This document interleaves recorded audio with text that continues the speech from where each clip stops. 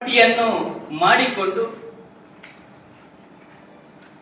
ಮೂಲ ಉದ್ದೇಶವನ್ನು ಇಟ್ಟುಕೊಂಡು ಈ ಕಾರ್ಮಿಕರಿಗೆ ಸರಿಯಾದ ನ್ಯಾಯಯುತವಾದಂತಹ ವೇತನ ಸಿಗಬೇಕು, ಅವರಿಗೆ ಉದ್ಯೋಗದ ಭದ್ರತೆ ಸಿಗಬೇಕು, ಅದರ ಜೊತೆಗೆ ಸಾಮಾಜಿಕ ಭದ್ರತೆ ಕಾರ್ಮಿಕ ಬಂಧುಗಳಿಗೆ ಸಿಗಬೇಕು ಎಂಬ ಧ್ಯೇಯವನ್ನಿಟ್ಟುಕೊಂಡು ಈ ದೇಶದ ಕಾರ್ಮಿಕ ಮುಖಂಡರುಗಳು ಯೋಚನೆ ಮಾಡಿಕೊಂಡು 11 ಪ್ರಮುಖ ರಾಷ್ಟ್ರೀಯ ಬೇಡಿಕೆಗಳನ್ನು ಇಟ್ಟುಕೊಂಡು ಅದರ ಜೊತೆಗೆ ದಕ್ಷಿಣ ಕನ್ನಡ ಜಿಲ್ಲೆಯ ಸ್ಥಳೀಯ ಸಮಸ್ಯೆಗಳ ಕುರಿತು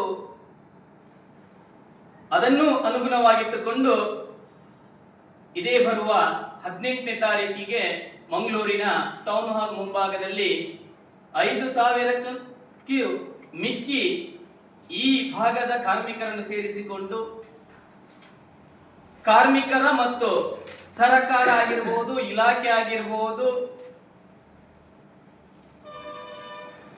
ನಡುವೆ ಕೊಂಡಿಯಾಗಿ, ಸೇತುವೆಯಾಗಿ, ಮಧ್ಯವರ್ತಿಯಾಗಿ ಕೆಲಸ ಮಾಡುತ್ತಿರುವಂತಹ ಸಂಘಟನೆ BMS.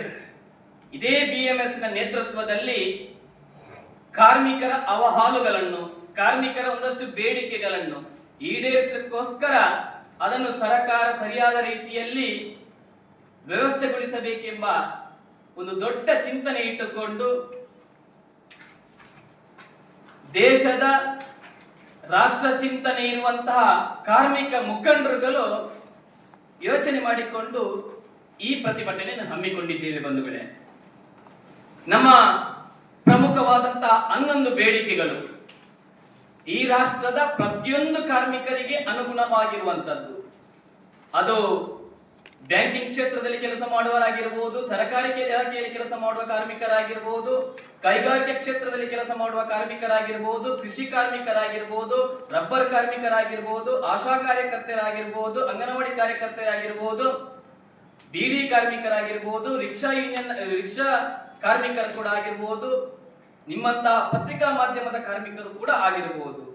ಈ ದೇಶದಲ್ಲಿರುವಂತ ಎಲ್ಲ ಕಾರ್ಮಿಕ ವಲಯಕ್ಕೆ ಸಂಬಂಧಪಟ್ಟಂತ ಯೋಚನೆ ಇಟ್ಟುಕೊಂಡು ಈ ಬೇಡಿಕೆಗಳನ್ನು ಇಟ್ಟುಕೊಂಡು ಹೋರಾಟವನ್ನು ಮಾಡುತ್ತಿರುವಂತದ್ದು ಬಂಧುಗಳೇ. ಮೊದಲನೇದಾಗಿ ಬೇಡಿಕೆ ಇರುವಂತದ್ದು ಈ ದೇಶದ ಕಾರ್ಮಿಕರಿಗೆ ESI ವೇತನ ಮಿತಿಯನ್ನು ಪ್ರಸ್ತುತ 21,000 ಇರುವಂತದ್ದು ಇದನ್ನು 42,000ಕ್ಕೆ ಹೆಚ್ಚಿಸಬೇಕೆಂಬುದು ಮೊದಲನೇ ಬೇಡಿಕೆ ಆಗಿರುವುದು. ಎರಡನೆಯದು EPS 95 ಕನಿಷ್ಠ ಮಾಸಿಕ ಪಿಂಚಣಿಯನ್ನು ಪ್ರಸ್ತುತ 1,000 ಇರುವಂತದ್ದು ಇದನ್ನು 7,500ಕ್ಕೆ ಹೆಚ್ಚಿಸಬೇಕೆಂಬುದು ಬೇಡಿಕೆ ಇರುವಂತದ್ದು. ಅದರ ಜೊತೆಗೆ ನಿವೃತ್ತಿ ಹೊಂದಿರುವಂತಹ ವ್ಯಕ್ತಿಗಳಿಗೆ, ಪಿಂಚಣಿದಾರರಿಗೆ DA ಹಾಗೂ ಅವರ ಸಮಗ್ರ ಆರೋಗ್ಯದ ಸೌಲಭ್ಯಗಳನ್ನು ಒದಗಿಸಬೇಕೆಂಬುದು ನಮ್ಮ ಬೇಡಿಕೆ ಆಗಿರುವಂತದ್ದು. ಮೂರನೇ ಬೇಡಿಕೆ EPF